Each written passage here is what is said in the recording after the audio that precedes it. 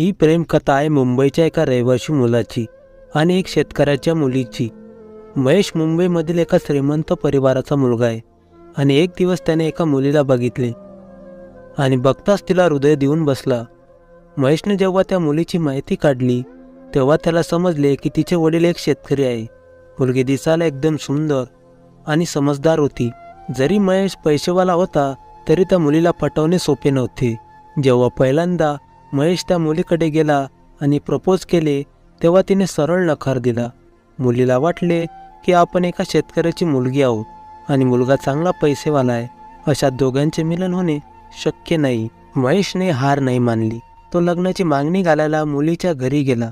मुलीकडच्यांनी मागणी मान्य केली आणि दोघांचे लग्न झाले। दोघे आपले वैवाहिक जीवन आनंदाने जगत होते आणि सगळे काही गुण्यागोविंदाने चालले होते। तेव्हाच अचानक तिला त्वचारोग झाला। मुलीने अनेक उपचार केले पण काहीच फायदा नाही झाला। तिचा तो आजार ठीक होऊ शकला नाही। दिवसांदिवस तिचे सौंदर्य कमी होत गेले आणि ती आजारी पडायला लागली। आपल्या अशा स्थितीत तिला असे वाटायचे आपली सुंदरता कमी झाली म्हणून आपल्या नवऱ्याने आपल्याला सोडून द्यायला नको। या काळजीत ती अजूनच कमजोर होत चालली होती। मग एक दिवस कळलं की मुलाचा अपघात झाला आणि त्यामध्ये त्याच्या दोन्ही डोळ्याची दृष्टी गेली। मुलाचा अपघात झाल्यानंतर ती मुलगी त्याची देखभाल करायला लागली।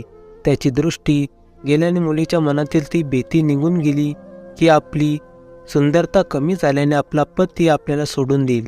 यानंतर दोघे पुन्हा आनंदाने जगायला लागले। पण मुलीची तब्येत दिवसांदिवस खालावत चाललेली होती आणि काही दिवसांनी तिचे निधन झाले। त्यामुळे तो मुलगा एकदम एकटा पडला आणि त्याने शहर सोडून जाण्याचे ठरवले। महेश जेव्हा शहर सोडून चालला होता तेव्हा त्याच्या शेजारच्यांनी त्याला विचारले की आता तू तुझे जीवन कसे जगणार आहेस, तुला तर दिसत पण नाही।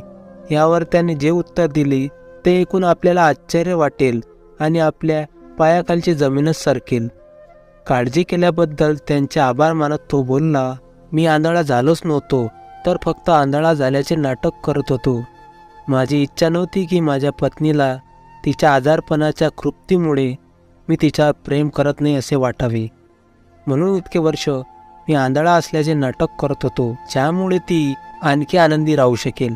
हे बोलून तिथून निघून गेला। पण त्याचा त्याग आणि पत्नीवरील प्रेम बघून शेजारच्यांच्या डोळ्यात पाणी आले। मित्रांनो, आपण कोणावर मनापासून प्रेम केले तर चेहरा आणि सुंदरता यांना तितके महत्त्व नसते। महत्त्व असते ते त्या व्यक्तीच्या वागणुकीला आणि स्वभावाला। मित्रांनो, तुम्हाला ही कथा कशी वाटली ते कमेंट करून आम्हाला नक्की कळवा आणि चॅनलला नक्की सबस्क्राईब करा।